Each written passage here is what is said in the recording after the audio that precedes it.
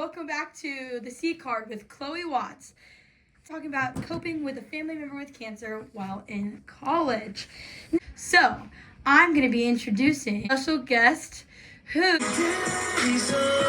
Hey, Christy. All right, you heard it here first. I'm here with my friend Christy. We call it the C Card because cancer, and we believe that only people who have a family member with cancer or cancer themselves can joke about it. To start off, we're going to be talking about personal experience. All right, so I'm going to start off with sharing my personal experience. So, what was the moment I first learned about my family member's diagnosis? Well, I had food poisoning during my finals week freshman year.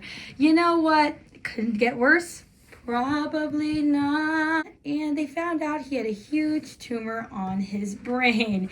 So, I had just finished my freshman year of college, and I find out my little brother has cancer. What a way to end the year off.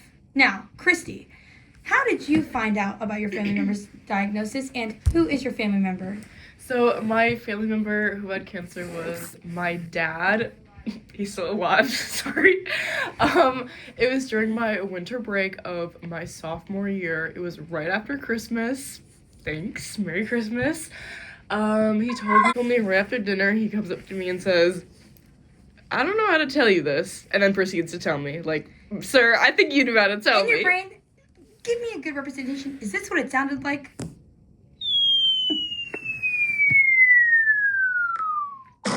Yeah.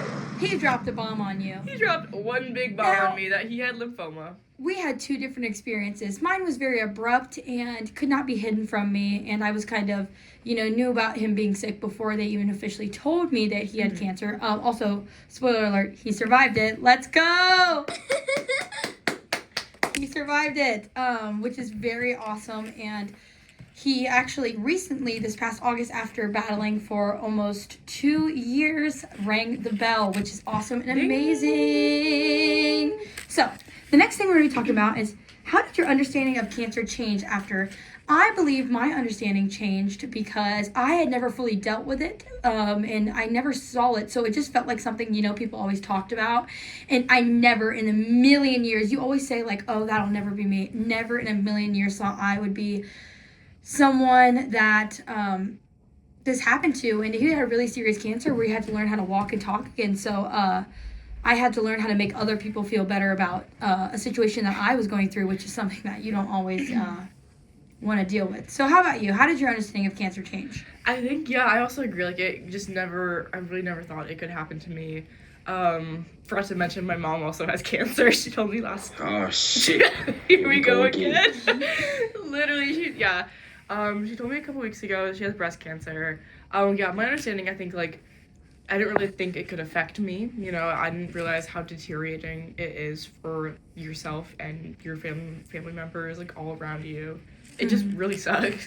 It really made me understand the idea that you have to take care of yourself to take care of the other, because, like, I was not taking care of myself, and I refer to myself, even though I was 18 years old, I do believe still that I could be considered a glass child, because I was still living at home for, the summer, and I took care of the house, our dog, pretty much everything while my parents lived at the hospital. So it's kind of a different experience where you don't know what to do. Everyone in the family is confused, and you can't really rely on your parents for that help, in my case, because they're also, in a situation where they don't understand what's going on. Same with you, when it being your parents that's sick, how did it feel about,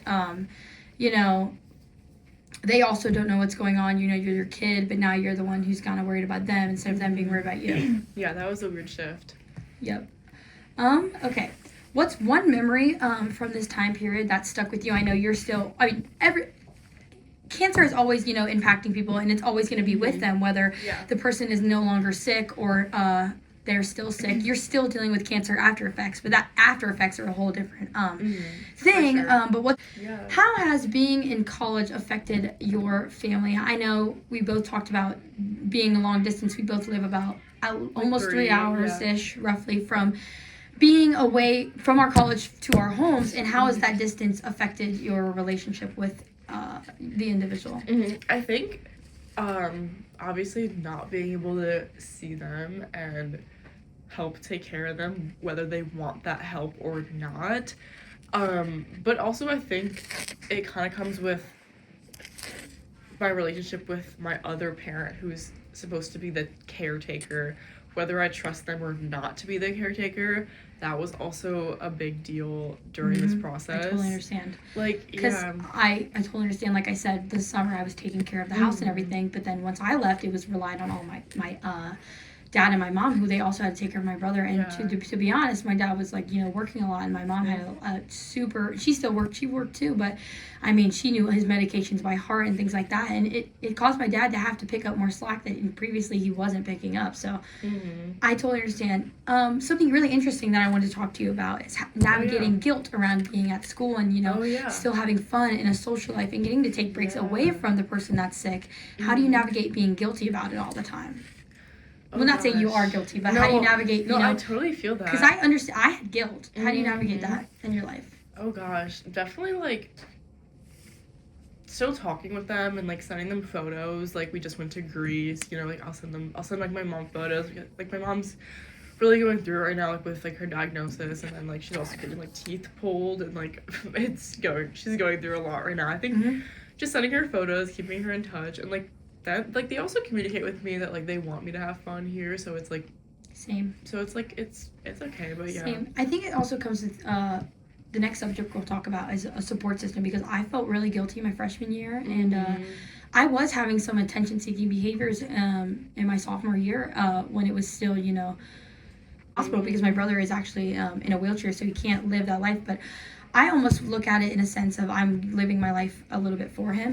My family likes to see me happy, and they like to see me still living my life, and they're proud of me for, getting through college and things like that. So I think that's also a way that I coped by understanding that, like, even if they're not capable to do it, they want me to do it for them, like do something they can't do. Yeah. And I think it's really important to have the people behind you, and even like I have certain friends that have been super amazing in this process, and I have friends who weren't amazing. You kind of learn who you definitely learn who is your real friends, and who understands you. I mean, like how have your friends? Yeah, I think asking like how my dad was when I was like super down, my roommate would like shower at the same time as me, like brush her teeth at the same time as me, like made sure I like did all my like basic like self-care needs like with her, and then just inviting me out with her. I think like throughout my whole sophomore year, she just really like took me under, and that was just really nice. Let's talk a little bit about advice we'd give to other students now that we have been through such hard experiences that most people at our age would never even have to go through. So let's talk about some advice we would give to another student going through something very similar. I think just be around people. That is my main advice. Yes, just don't seclude yourself, because over the summer I did seclude myself, and I like spent every day alone. I'd work and then spend the evenings by myself. But when I came back to school and I was around my friends, it was almost, I hate to say it, but distracting. But sometimes it's good to have that distraction. Yeah, you need that. Because there are times when you need to focus on it, and there are times when you need to distract yourself. Times when you're going to, call home. Have times when you're going to have nights where you take care of yourself. Yeah. I think that's really important that you set times where you take care of yourself, because a lot of times you can lose yourself and you can not. But have those nights where you maybe take an extra long shower, or you watch an episode of a TV show that you love. It's really important that you don't lose yourself in this process, because you can kind of lose yourself in the whole hospital and in the family member that's sick, and you can surround your whole life around that. But I think overall with these this process of having a family member that's sick, that shows you that you can become so strong as a unit, and you can really find the people around you that love you, and you can turn it and spin it to where it gives you strength in your everyday life instead of weakening you, because I feel like it pushed me to become something more, since I knew I had so many people behind me that either couldn't do it themselves or wanted me to succeed so badly. I don't know if you feel the same way, but yeah, I agree. Behind you. So today we talked about, our personal experiences with cancer, some of our emotional and college life impact, and how our relationships supported us, and even how we would tell someone in the future to get better. Any more words from you, Christy, today? I think that wraps it up. Thank you for having me on. All right. So that was today's episode of The C Card with Chloe and our special guest, Christy.